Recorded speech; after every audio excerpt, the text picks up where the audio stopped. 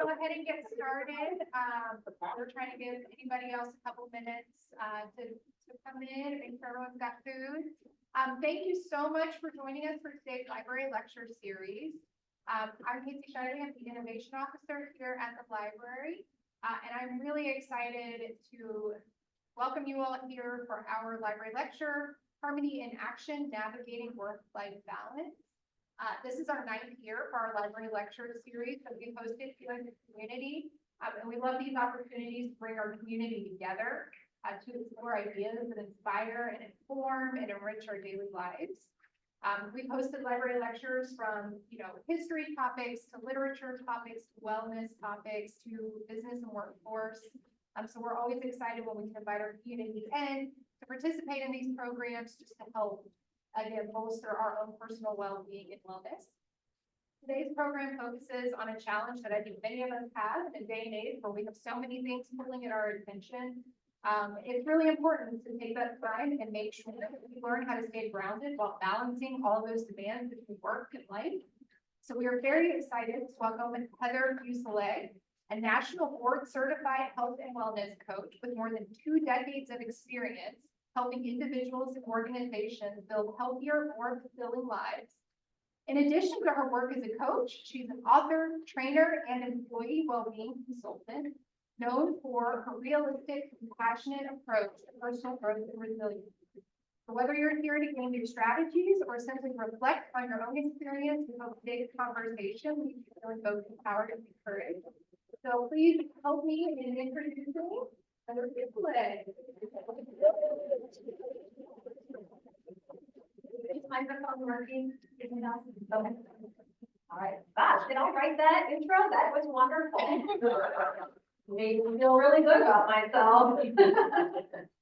Well, thank you for being here today and for having me today. I've really been looking forward to this topic because it challenged me to think more creatively about this topic, which is something that has been talked about for a long time, the concept of work-life balance. And we're going to dive into what that really means today because the name of this presentation is Harmony in Action, Navigating Work-Life Balance. And harmony in action is, I hope, by the time we are done today, you feel like you're ready to have harmony in action in your life.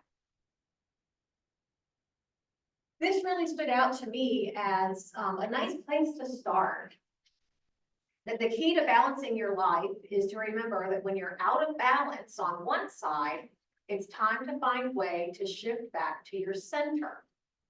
And I like this quote because because if you think about life being balanced or imbalanced, having an imbalance in your life that makes you feel like there's a lot of emphasis on one area of your life and then there's another area of your life that might not be getting attention. Many times we think about rebalancing like this and just shifting to the other side, going to the other extreme. And what I like about this and how this informs what we're going to talk about today is that she's suggesting shifting back to your center. And that's a lot of what we're going to focus on. Oops. You're right, this clicker is hard. Because sometimes it's like, okay, yes, I want to shift back to my center, but what is my center? It sounds like a simple idea. I need to get back to my center. If you go to a yoga class or a meditation exercise, you might hear about coming back to your center. And that feels like, okay, I should be able to do that. But then it begs the question, well, I don't really know what my center is. So today what we're going to do is we're going to find your center. We're going to define that. We're going to identify what is your center. We're going to explore the concept of life harmony as a concept. Instead of work-life balance, which is what we often strive for, we're going to talk about work-life harmony. We could probably already start just by thinking about those words to identify what those differences are going to be. we're gonna then figure out what life harmony looks like for you, because it is different for everybody.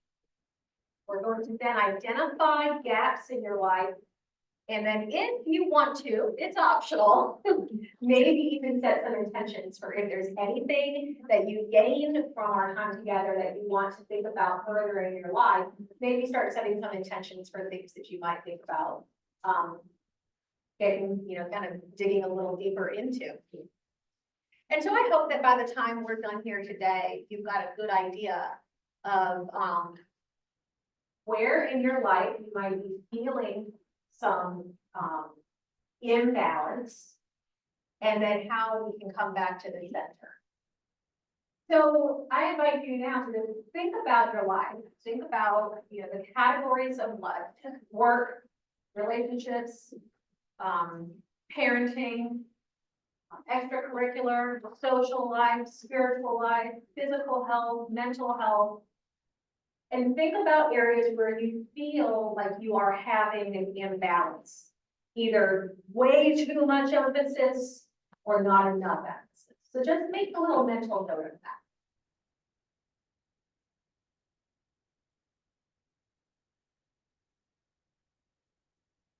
Yeah, I did it again.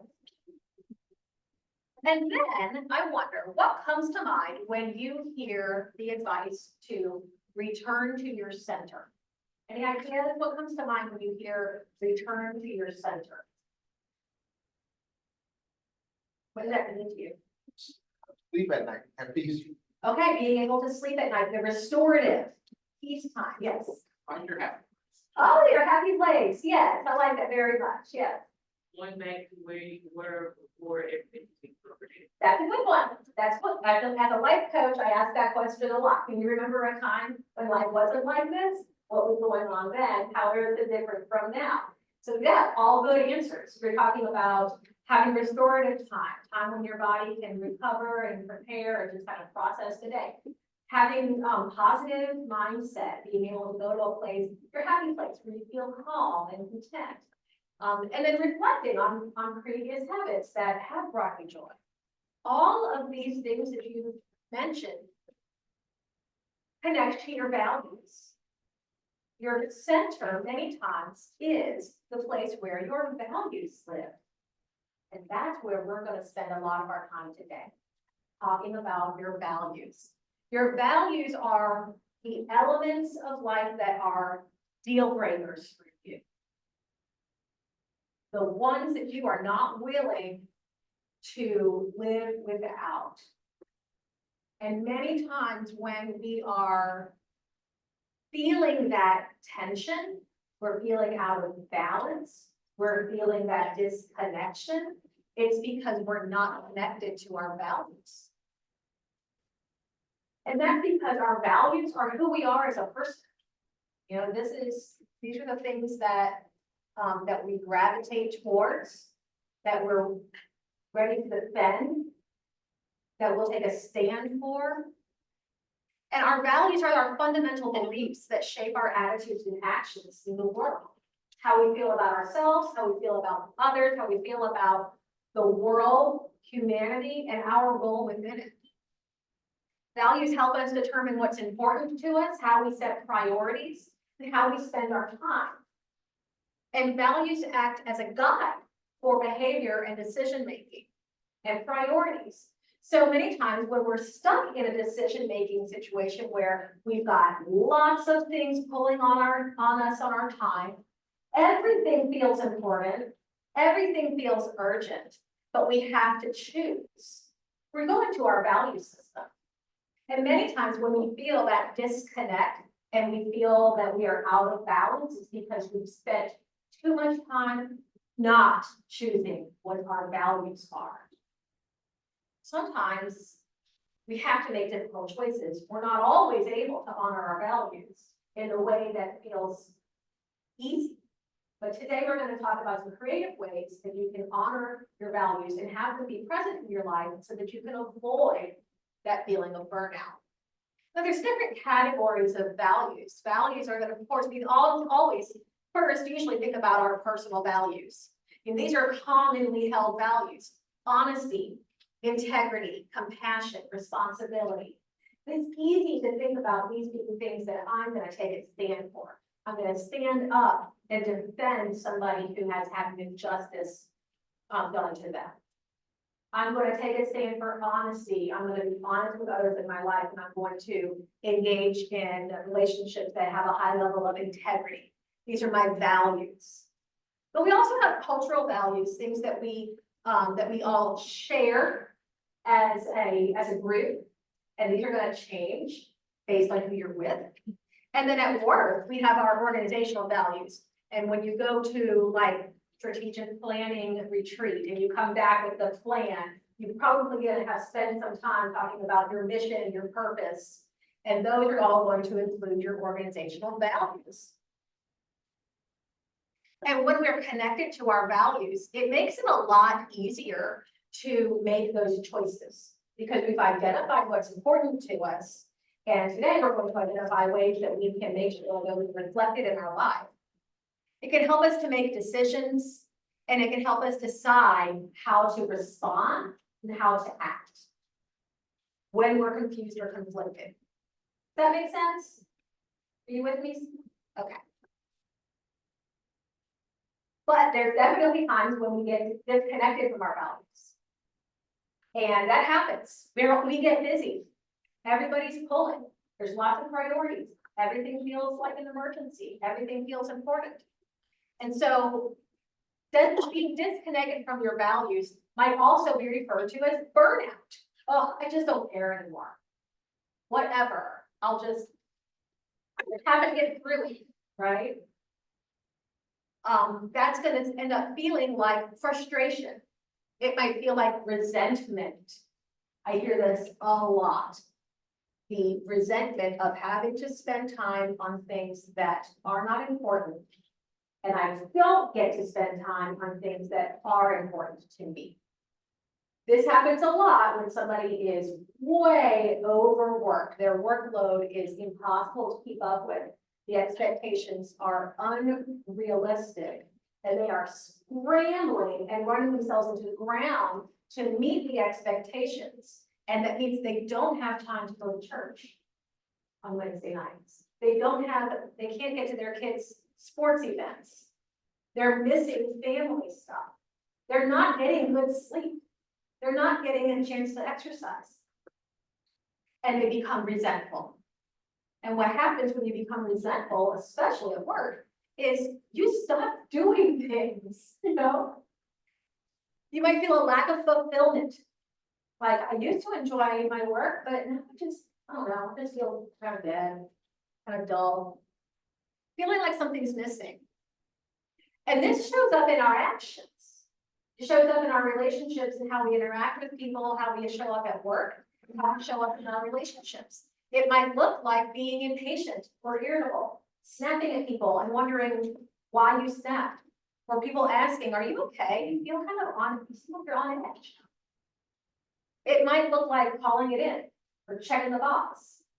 You used to go above and beyond at work. You used to really enjoy taking on those challenges and doing an extra special good job. But now it's like, whatever, it got done. I don't have time. I have to get to the next thing. That's a sign of burnout. That's a sign of being disconnected from your personal values. Revenge procrastination. Who's heard of revenge procrastination? Kind of a new buzzword, yeah? Revenge procrastination is when you know you should go to bed, but you're so resentful that you have not had time for your personal pursuits, your personal interests. So you stay up because you're owed it, right? Yes, I am owed this. I'm going to stay up and watch TV because I'm mad that I'm so tired. And the reason I'm tired is because I haven't gotten to do what's important to me. And so you sabotage yourself by procrastinating doing self-care, like sleeping. I see a lot of nodding heads. I think this is something y'all have experienced before. And then not engaging at work or home. You know, I picked this picture because she just looks like she's like, I'm done. Like, I have to do this. Like, maybe the dishes are still in the sink and you just don't care anymore. Like, the kids' toys are all over the floor and you don't care anymore. You used to care. You used to be like, okay, let's go, it's been all done. But you've gotten run down. And this is not necessarily to say that there's one cause for feeling this way, but this can be a pattern that you might see in your life. And so we think that we need work-life balance. We think I need to get back in balance. And that's when we think about that scale, right? Oh, I'm spending all my time on work, and my life doesn't have any attention. So I need to get back into balance, and we think I'm going to just check out at work, and I'm going to spend all my time on, maybe I'm just like surfing online, I'm surfing on my phone. Maybe I'm taking a little bit longer at lunch and doing some errands because I feel like, I spend so much time at work, I'm going to take extra time.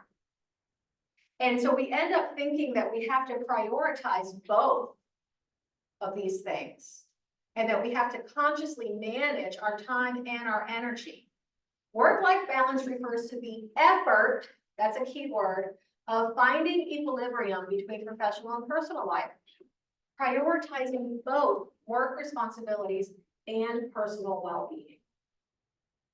It's about managing time and energy to meet work and personal commitments while ensuring self-care and well-being. When I read that and consider this advice, you know what it sounds like to me? More work. It sounds like more work. It sounds like somebody is saying, sucks to be you. They're gonna have to figure out a way to do it, because everything's a priority. It's all important. If you can't handle it, then you need to find a way to create equilibrium, because you can't let up on any of that. And that's a pretty impossible thing for us to do as humans. And we've created a culture where we work a lot. And we have a lot of responsibility and obligations to each other. That's not necessarily a bad thing, especially when the work that you do is rewarding and meaningful to you. And the relationships that you have and the interactions that you have with people in your life are also rewarding and meaningful to you. But we've created a culture where we expect a lot from ourselves, a lot more than is really fair or necessary. And many times when I'm working with clients who are trying to find this harmony, we're looking at areas where if you stopped doing this, would anybody notice? Do you think about juggling all the balls or spinning all the plates? Which ones of them are plastic and they're not going to break if they fall? Some of them will break if they fall, and you got to watch those. Some of them won't. They'll just roll away and you'll never even notice. So anyway, this lady looked to me like she wasn't having it. She was just like, no, I'm not doing that anymore. So what I think we really want to focus on is harmony. Harmony is where we're recognizing that our lives are not compartmentalized into work, life, family, relationships. They're intermingled together. All of those things take place together. How many people have friendships at work? Yeah, you have friends at work. How many people do work at home? Sometimes we do work at home. Those things are woven in together. And so life harmony focuses on integrating our professional and personal aspects of life to achieve a sense of well-being and satisfaction rather than striving for equal balance. That means that we're going to be doing this. Maybe we're doing this. We're taking off the expectation that we are meeting everybody's needs at an equal level. We're taking away the expectation that that's even possible or necessary. And we're creating a flow between work and personal life. We're prioritizing what matters most at that time. And we're recognizing that work and life are increasingly intertwined. Now, the only element that I want to bring in that isn't reflected in this is having space, intentional space in your life for your values, for what's important to you. It doesn't always fit into work, but you'd be surprised where you can fit it in. Is anybody familiar with the concept of flow? Yes, what's flow? No, well, like when you're creating something like as an artist or a writer and you don't have to stop, you're just creating at that moment and you get all these great ideas. Yeah, you might feel like you lose sense of time, like you look at the clock and 2 hours has gone by, it's like, whoa, that felt like 10 minutes. That's a sign that you were at flow, you were just working it. And art is a wonderful example of that. You can have it with writing too. If you enjoy writing, you just start kind of doing a brain dump, before you know it, a bunch of time has passed and you didn't even notice it. Well, this happens in our lives when in kind of like in life living concept, when we think about stress, we want to be in a state of flow, and flow in that perspective is when things are happening in your life at the pace at which you can handle it. So I like to think about flow as being like a conveyor belt. Things are coming down the conveyor belt at a pace at which I can pick them up and put them where they're supposed to be. Who has seen the episode of I Love Lucy? You know what I'm talking about? Lucy and Ethel are at the chocolate factory, okay? And the chocolate is coming down the conveyor belt, and their job is to wrap up the chocolate, put it in the box, right? Everything starts out fine. They get the chocolate wrapped up, put it in the box, wrapped up, put it in the box. There's flow. Conveyor belt's coming, the chocolate's coming, they're able to pick it up, put it in the box, and everything's great. And if it stays like that, easy peasy, no problem. But what happens? It speeds up, the conveyor belt speeds up. And at first, they're okay. At first, they're able to mostly make it work. They have to kind of speed up what they're doing, but they can still get the chocolate in the box and it's okay. But then it speeds up more and they start missing pieces of chocolate. They start missing complete boxes. They start shoving the chocolate directly into their mouths to hide the fact that they're not getting it all into the boxes. And you can see how this is such a metaphor for life. There's times when things are coming down the conveyor belt of life and we are totally able to flow with that. But then inevitably things start to speed up and we can't keep up. And that's when we've broken out of flow. So think back to your experiences when you've gotten out of flow. How do you know that's happening? What do you notice in your life that shows you're out of flow?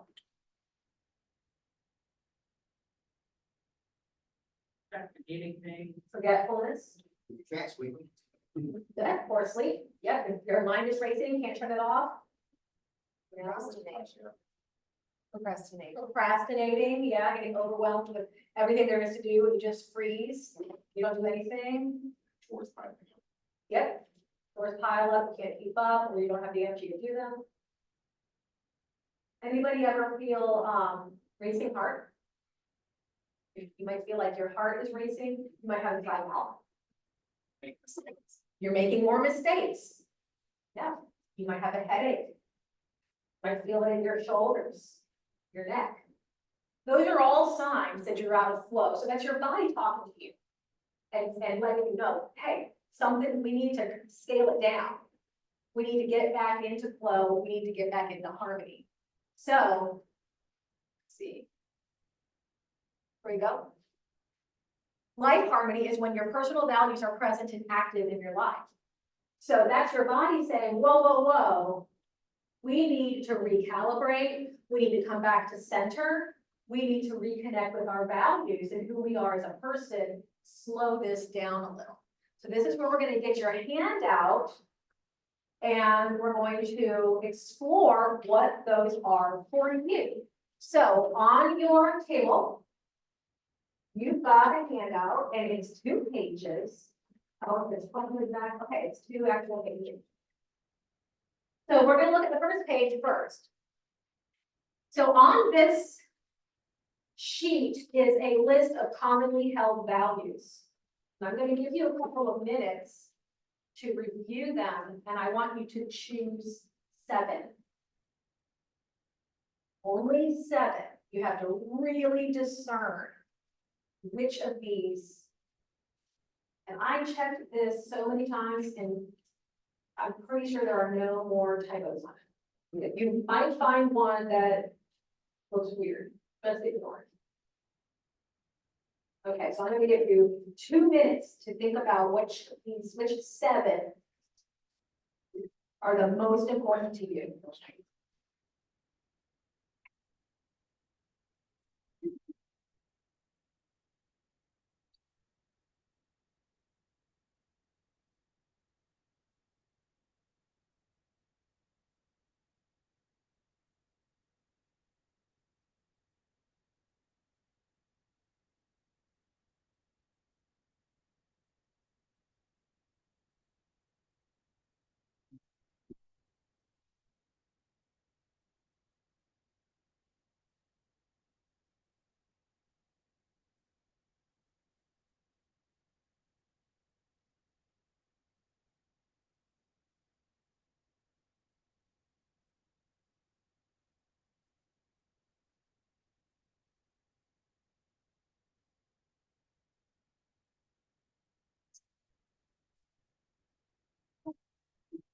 Do you have a system or a way where people can evaluate their values to make sure they're the right values? Is that the kind of thing that's, because some of these, you might worry that it's just not a good value to have, regardless of whether you have it or not. That's a really interesting question.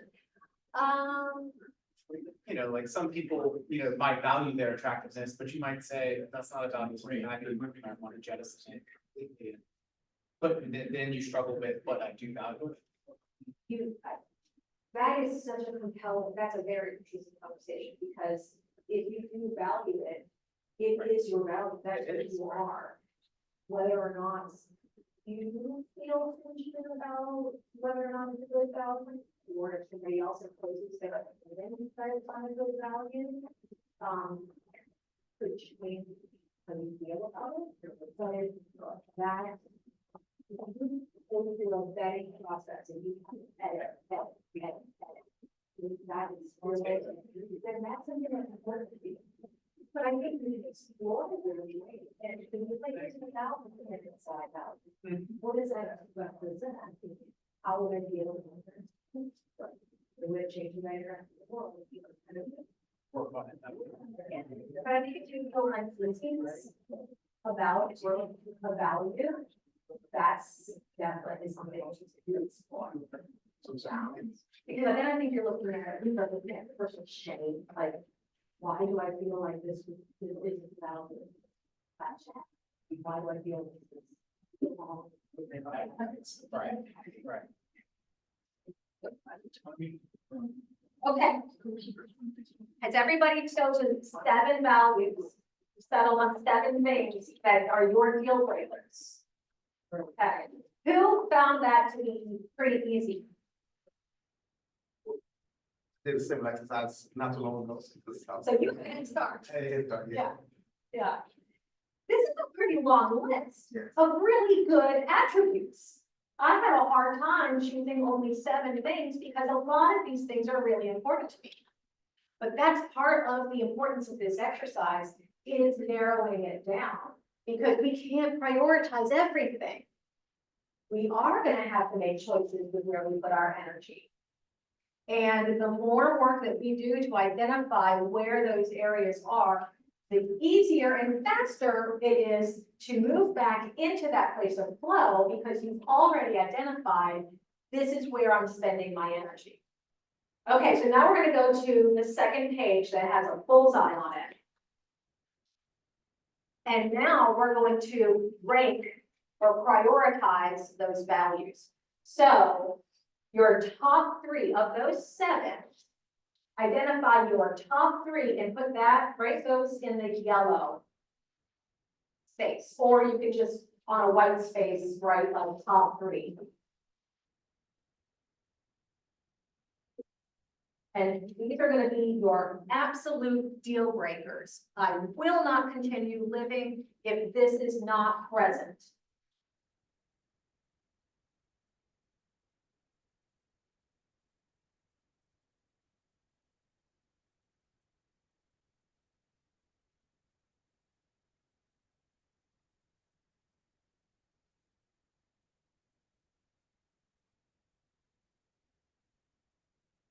Then your next two values would go in the red area. And the values after that are gonna go in the blue area. So you're narrowing down and prioritizing what you've already prioritized.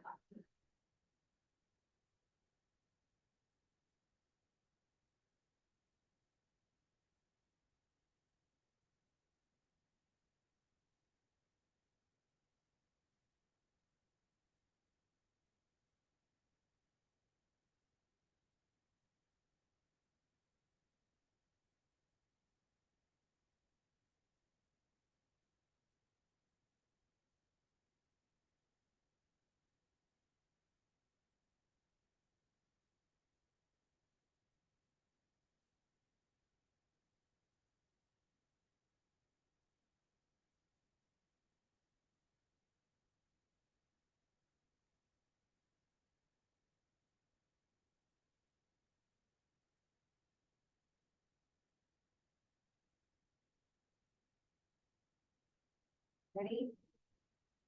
How did that feel?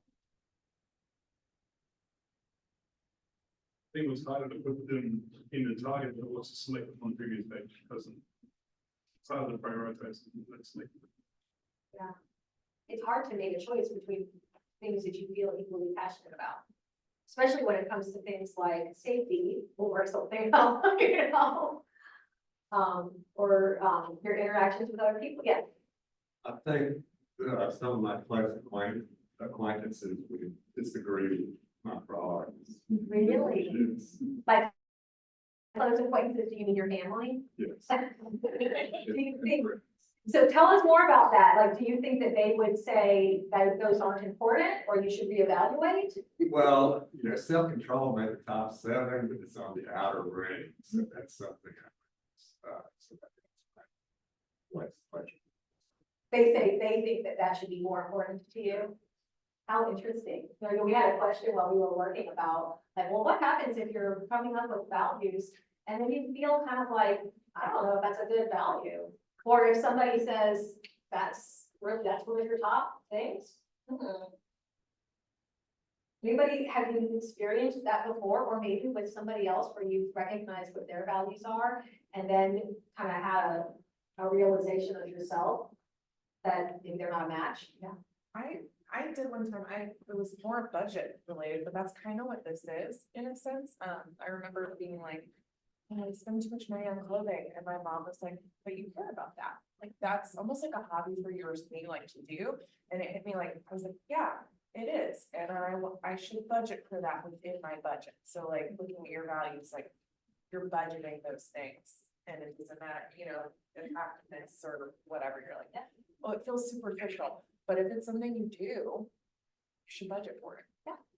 Especially if it brings you peace. Yeah. Right, you asked how it feel, I would use the words, I would argue clarity. That's exactly You what. are grounded in some values, you know. It's not maybe as hard. The idea of like someone else noticing the value made me think we were talking earlier about, the idea of awareness of your own values in the sense of sometimes we don't even know what we value, but our actions betray it. And then in other cases where sometimes we would not like to think we value something that our actions are saying, well, you keep saying this isn't important to you, and yet you continually return to this. And this is where like maybe like I don't want to value that. Like I care about this thing, I say I don't care about it, but everyone around me is like, well, you keep doing it. So at some point you're gonna have to put it in the bullseye, you're gonna have to like figure out what to do with it because your actions are saying that. And sometimes that can point to a need for exploration with, like, why is this important to me? I don't want it to be important to me. That's a good time to go into something like therapy, where you're exploring, why do I care so much about this? Why do I keep spending time on this? Maybe there's something that happened previously in my life that has caused an attachment to this feeling, and I want to let go of it. Totally a healthy thing to realize, and something to choose to spend your time on. Can anybody choose your values for you? I think you can take it unintentionally, but I think values tend to come from experience and perspective. So should other people be choosing our values for us? No, but I also think that just as humans, we tend to care what other people think. So I think it's easy to get unintentionally or even intentionally influenced based on the people around us. And sometimes that influence can be positive, right? If it's seeing something in somebody you value, you know, like, oh my goodness, that person is so compassionate. They always have a kind word. I would love to be more like that. You know, so there are positive ways, but then again, I think there are negative ways that it's, you know.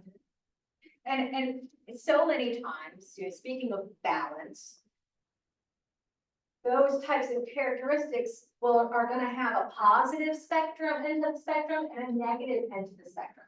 So something like compassion for others, it's a wonderful trait to have. It's a wonderful value. And you can demonstrate compassion to others by volunteering and, you know, donating and giving. And that's a very positive thing. But it can also turn into spending so much time caring for the needs of others that you neglect your own. And then it's gone into the other end where you're out of balance, where you're spending all of your time taking care of other people and you are not sleeping, you're not eating well, you're not getting exercise, you're not getting sunshine, you're not having interactions. And so there's, you know, there can very easily be, you know, a good and bad. Too much of a good thing can be a bad thing as well. What about times when you have a value that feels like it's in conflict with your job? Have you had an experience where you're working is in conflict with your values? Yeah, I have. I had a job once where what I was supposed to be doing with my work felt disingenuous. It felt a little bit like I was not being completely honest. I was asked to share information with people that wasn't really accurate, that had been spun, and it felt icky and inauthentic. I don't work there anymore. I couldn't continue to work there. I was disconnected from my value of honesty and integrity. And so sometimes, you know, we notice that the environment that we're in isn't fit for our values. Sometimes we're not able to resolve those things, but when we can, we should.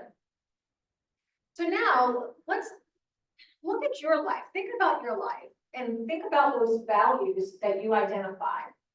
Where do you see your values being in action? And if anybody wants to share an example, that would be fine, or you can just think about it to yourself. Where do you see your values in action? Well, if a value is peace in the workplace, you're promoting unity, teamwork, cohesiveness, collaboration. People see those things. So you're demonstrating it proactively at work. What if your work environment was a place where that wasn't your role, or you weren't able to have, you work completely by yourself and you didn't interact with anybody else, but you really had a value of peace? Where else could it show up in your life? Sure. Relationships with your loved ones. In the grocery store. Have people in the grocery store. And how you interact with the world. Great example. Do you sense any of your values that are not showing up in your life? Anything that you identified as this is a deal breaker in life for me, and it is nowhere in my life right now. Maybe you just want it to be You want it to be a value. a value, but can't quite figure out how to make it part of your life. But you're not there yet. Like the compassion, for example. I think I'm compassionate, but I'm not volunteering anywhere.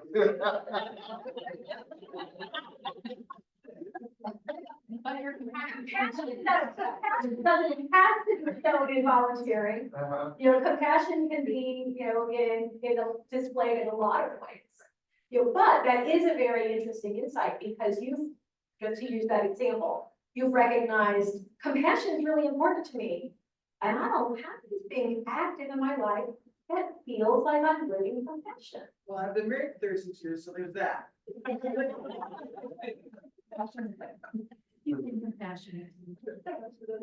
So, you know, that's gonna be a key for you, that's a hint. For times that you are feeling out of balance, you're feeling out of harmony, that's a hint. Maybe I need some, where are my values? Are my values represented in my life right now? Maybe I need to find a way to incorporate compassion and I'll feel more authentic. And I'll have more energy because that is being fulfilled for me. Do you notice patterns? Does anything need attention? You know, these are questions to think about just throughout life, throughout your day.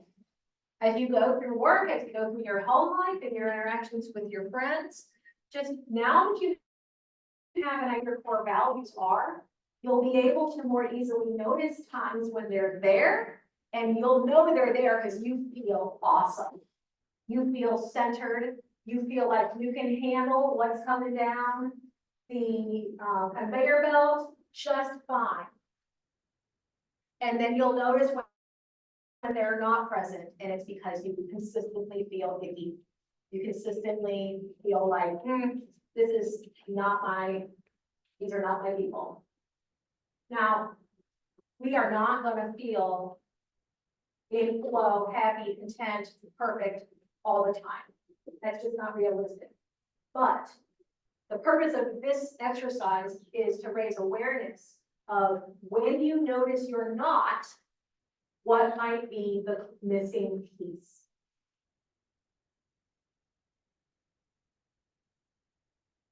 Here's some examples of ways that values can show up in your life. In ways that you might not think about.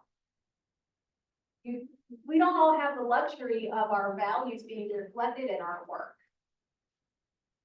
I'm very fortunate that way. Working as a life coach and as a health coach, my values and my work are pretty much the same thing. But I work with plenty of people who their work has nothing to do with what's important to them. It's a paycheck. They're happy for it. They're thankful. It's easy work. They're good at it. They like the people they work with. But, you know, I have a woman that I work with now who works in a factory. She boxes up. Does anybody buy things from Thrive Market? She works in a big warehouse where she gets somebody's order and she puts their order in their box. She's like, it's fun, easy. I have friends. But I mean, it's not like bringing value to my life other than I get paid every 2 weeks and I like that. So she would want to look for other places in her life where she can be connected with her values. And so some examples of that are going to be like, you know, maybe working in a profession that is connected to your values or volunteering. You know, I have examples here of being connected with a partner, being connected with healthy, being part of a spiritual practice, being part of advocacy, striving for education, access to education, keeping your promises, spending time in your passions, in your talents. And so I hope that this gives you some ideas of ways that you can incorporate your values into your life, see them showing up. When I think about this list and some of these pictures, this might look like mastery. This might look like responsibility. This is the gift of humor. Self-acceptance. She may have been told creative pursuits are never going to be an income for you. If you're wasting your time working on those things. But when she works, when she makes jewelry, she feels like herself and she gets rejuvenated and re-energized to do the things that maybe aren't quite so passionate. This is one of my favorite concepts. And the goal is to build a life that you don't need a vacation from.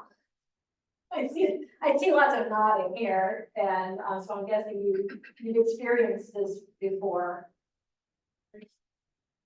Yeah. What comes to mind as ways that you can build a life that you don't need a vacation from?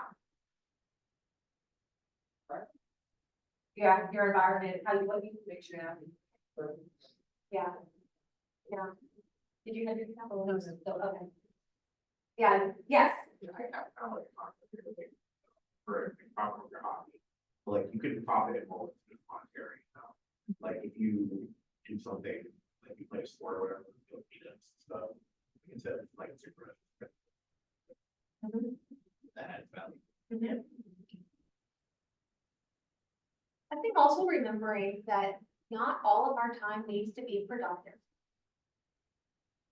We don't always have to be contributing. We don't always have to have, something that was the product of our time. Sometimes just being is enough. Yeah. I think what you're saying then sounds to me like time enjoyed is not time wasted. Yes. Yeah. Even if you don't come up with an outcome, you always learn something. Well, I have 2 little kids and spend, we're going to sports, doing stuff, like my 8-year-old's kind of like, what are we doing this weekend? And sometimes I'm like, we're staying home. We gotta do laundry. And like remembering like, I don't have to go, it's kind of good for them to be bored and have to go be creative and figure something else out, I have to entertain them every weekend financially. I call that 80s weekend. Yeah, We're having an 80s weekend. yeah, I don't care what you do. yeah. I drive you someplace, if it's convenient for me. Go outside. We also used to, when my kids were little, my kids are teenagers now, so I hardly even see them, but when they were younger, we would proactively choose a weekend on the calendar and designate it as a chill zone. Yeah. And I would just like highlight it. And the only rules for a chill zone is that nobody obligates our family to anything without us all agreeing that we're going. And that includes birthday parties, church things, like family stuff, like for that weekend, we're on a chill zone. And so if we all decide as a group, yes, let's go to it, great. But we're not obligated. And if you don't want to go, stay home. And that's important to do. I love that. I know what I'm trying to do, but I think that's more, like, I need to serve. This is the weekend. Yeah. Or not the week. It was mostly between me and my husband, Yeah. because we would accept invitations Yeah. to something. And then be like, oh, so this weekend we've got this, we've got this, we've got this, we've got this. And then the other person would be like, I need to be horizontal. Really don't want to do those things. And so it was kind of like, let's just, when we need a chill zone, be like, FYI, chill zone this weekend, just so you know. And it was really, really helpful. I get from this a lot of trying to impress other people or try to satisfy other people's, what you want them to see or think they need to see, and what your values are. Quick, I remember someone telling me, at Christmas, the whole family, like across the different sections of the family, would share gifts, all the nieces and nephews. I don't have the money, but I feel like I'm stuck doing this because I'm supposed to value what they value, even though it's like reasonable. Right. That's kind of not looking at your own value, you get caught up in Yeah. some bad situations. Yeah, and then you have that friction. You're out of flow when you feel like I really can't afford to give all these gifts, but they expect gifts. Again, so that could be an opportunity to get creative about how can I dig into my values and identify what is it about this relationship that I want to honor and I want to celebrate. How can I do that in a way that's authentic to me? Which, when you are doing something that's authentic to you, it's gonna have so much more impact on that child than a one thing. Right.